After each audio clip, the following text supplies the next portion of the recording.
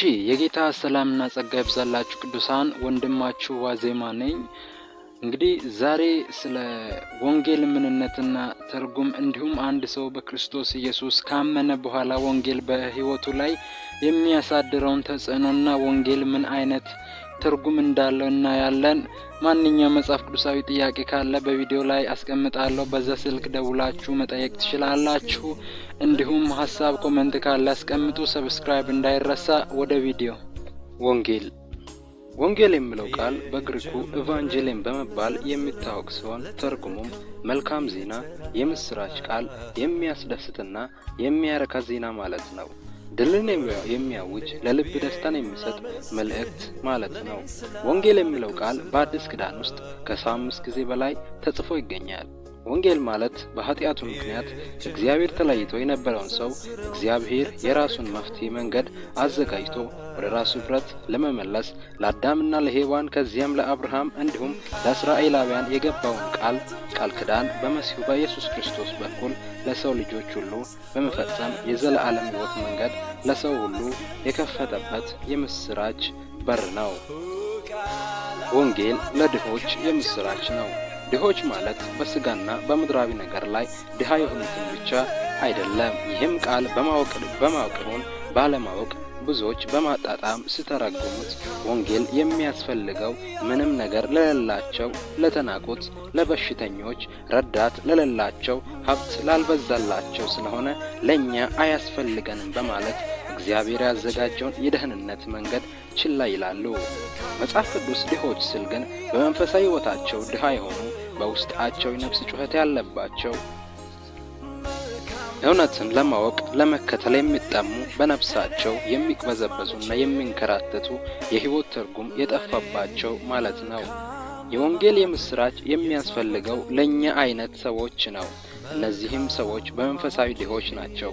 ጌታ ኢየሱስ ስለ እነዚህ ሰዎች ሲናገር በመንፈስ ድሆች የሆኑ ብፁዓን ናቸው፣ መንግሥተ ሰማያት እነርሱ ናትና ይላል። ማቴዎስ 5:3 ላይ በመንፈሳቸው ድሃ የሆኑ ሰዎች የምስራቹን የተጠሙ እንዲሁም ለእግዚአብሔር መንግሥት ቅርብ የሆኑ ሰዎች ናቸው። ሁለተኛ፣ ወንጌል ለታሰሩት መፈታትን ይሰጣል። የታሰሩት ስንል በሰይጣን መንግስት ውስጥ የታሰሩት ማለታችን ነው። በመንፈሳዊ ዓለም ውስጥ ያለው ሁለት መንግስት ብቻ ነው፣ የእግዚአብሔር መንግስትና የሰይጣን መንግስት። የእግዚአብሔር መንግስት ማለት የነጻነት፣ የሰላም፣ የእርካታ፣ የደስታ፣ የዘላለም ሕይወትና የቅድስና፣ የጽድቅ እውነት መንግስት ሲሆን የሰይጣን መንግስት ደግሞ በተቃራኒው የመታሰር፣ ነጻነት፣ ሰላም የሌለበት፣ ሞት የነገሰበት፣ የጨለማ፣ የመቅበዝበዝ፣ እረፍት የሌለበት፣ የመጨነቅ፣ የርኩስነትና የውሸት መንግስት ነው።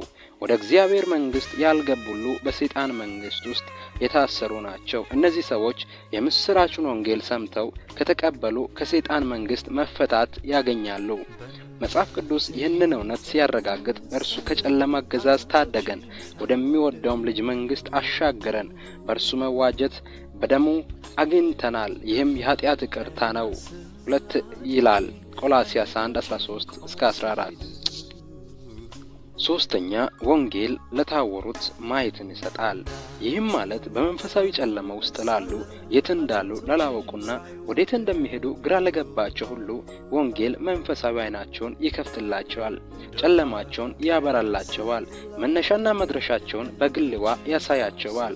ኢየሱስ ክርስቶስ ወደ ሰው ሕይወት ሲገባ መንፈሳዊ ዓይንን ይከፍታል። ከዚህም በፊት ለማየት ያልቻልነውን እውነት እናያለን፣ ያልተረዳነው ይገለጥልናል። እውነት ሰምተው ብዙም ታሪክ አይተው ነገር ግን ከኢየሱስ ሞት ተስፋ ቆርጠው ፈርተው ለነበሩ ደቀ መዛሙርት ኢየሱስ አእምሮአቸውን ከፈተላቸው በኋላ ነበር እውነቱ የተገለጠላቸው።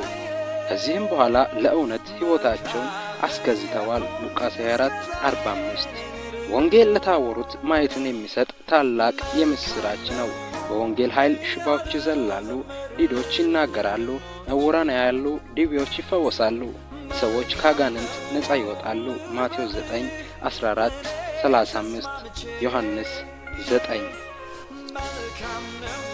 4. ወንጌል የተጨቆኑትን ነጻ ያወጣል። ሰውን ጭቆና ውስጥ የሚያስገባው ሰው ሳይሆን ሰይጣን ነው። ሰው በሌላ ሰው እየተጨቆነና እየተረገጠ እያለም የልብ ሰላም፣ ደስታና እርካታ ሊኖረው ይችላል። ነገር ግን በሰይጣን ከተጨቆነ በኋላ ሀብት፣ ንብረት፣ ዕውቀትና ችሎታ ቢኖረውም ሰላም አይኖረውም፣ እረፍትና እርካታ አይኖረውም። በሚመች አልጋ ላይ ተኝቶ እንኳን እንቅልፍ አይወስደውም። ወንጌል የመጣልን እውነተኛ ነጻነት እንድናገኝ ነው። ይህም የኢየሱስ ክርስቶስ ዋና ተልእኮ ነበር። ሰይጣን የረገጣቸው ነጻ ማውጣት። ክርስቶስ የሰይጣንን ኃይል ከረገጠ በኋላ ለተረገጡት ሁሉ ድልን አወጀላቸው። እርሱ ያንን ይከስንና ይቃወምን የነበረውን በሕግ ያለውን የዕዳ ጽሑፍ ደመሰሰው። በመስቀል ላይም ቸንክሮም ከእኛ አስወገደው። ኃይላችንና ባለስልጣንን በመስቀል ድል ነስቶ ትጥቃቸውን ካስፈታ በኋላ ምርኮኞች ሆነው በይፋ እንዲታዩ አደረጋቸው። ቆላስይስ 2:14-15 ጌታችን ኢየሱስ ክርስቶስ በመስቀል ላይ ባደረገው ተጋድሎና በሞቱና ትንሣኤው የሰይጣን ስልጣን ኃይልና አሰራሩን በሙሉ ድል በማድረግ ምክንያት በሰይጣን ተጨቁነው ነጻ ለማውጣት የሚችል ኢየሱስ እርሱ ብቻ መሆኑን አስመስክሯል። ወንጌል የደህንነትን መልእክት ነው። እግዚአብሔር ሕዝቡን የጎበኘበት፣ የሕዝቡን ጭቆና መረገጥ አይቶ ድልን የምስራች ያወጀበት፣ የሰው ልጆች ከዘላለም ሞት ተሻግረው ወደ ዘላለም ሕይወት መግባት የሚችሉበት መልእክት ወንጌል ነው። የወንጌልን መልእክት ሰምቶ መቀበል ማለት በእግዚአብሔር ዘንድ ጸጋና ምሕረት ማግኘት ማለት ነው። አምስተኛ፣ ወንጌል የእግዚአብሔር ኃይል ለማዳን ነው። የክርስቶስ ወንጌል ወደ ሰዎች የሚመጣው በእግዚአብሔር መለኮታዊ ኃይል ነው።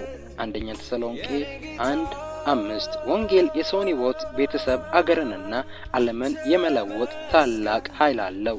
ምክንያቱም ወንጌል የእግዚአብሔር የማዳን የመለወጥና የመስራት ኃይል የተገለጠበት መንገድ ነውና። የወንጌልን የማዳን ኃይል በራሱ ሕይወትና እርሱ ወንጌልን በሰበካቸው ሰዎች ሕይወት በሚገባ የተረዳው ሐዋርያው ጳውሎስ በሮሜ መልእክት እንዲህ ብሎ ጽፏል። በወንጌል አላፍርም፣ ምክንያቱም ለሚያምን ሁሉ ለድነት የሚሆን የእግዚአብሔር ኃይል ነው። ይህም በመጀመሪያ ለአይሁዶች ቀጥሎም ለአሕዛብ ነው።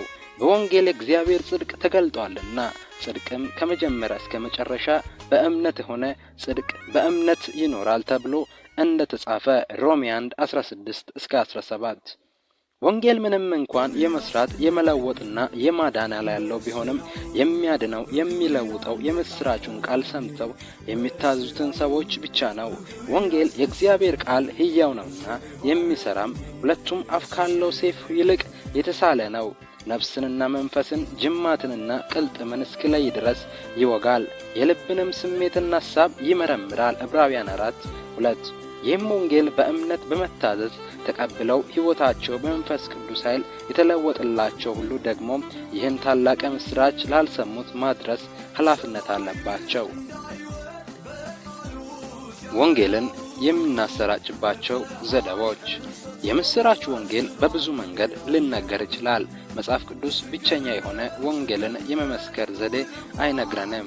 አዲስ ኪዳን ጌታ ኢየሱስ፣ ሐዋርያው ጳውሎስና ሌሎችም ሐዋርያት የተጠቀማቸውን በርካታ ዘዴዎች እንዳሉ ይነግረናል። ወንጌልን ማሰራጨት ወይም መመስከር ማለት ማወጅ፣ መናገር፣ ማስታወቅ ማለት ነው።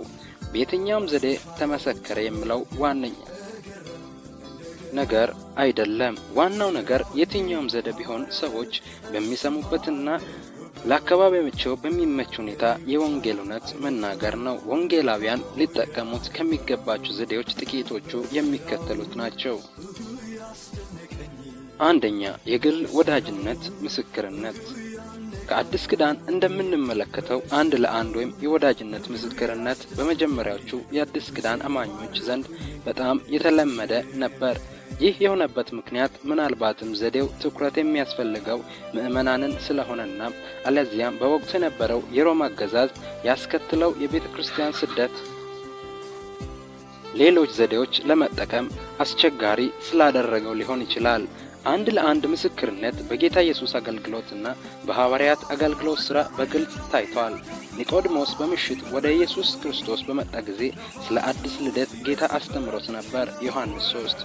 በሚቀጥለው ምዕራፍ 4 ላይ ሰማርያዊት ሴት ውሃ ልትቀዳ በጠራራ ፀሐይ በመጣች ጊዜ በሚጠጣ ውሃ ጨምሮ ስለ ሕይወቱ ውሃ ተናግሯል።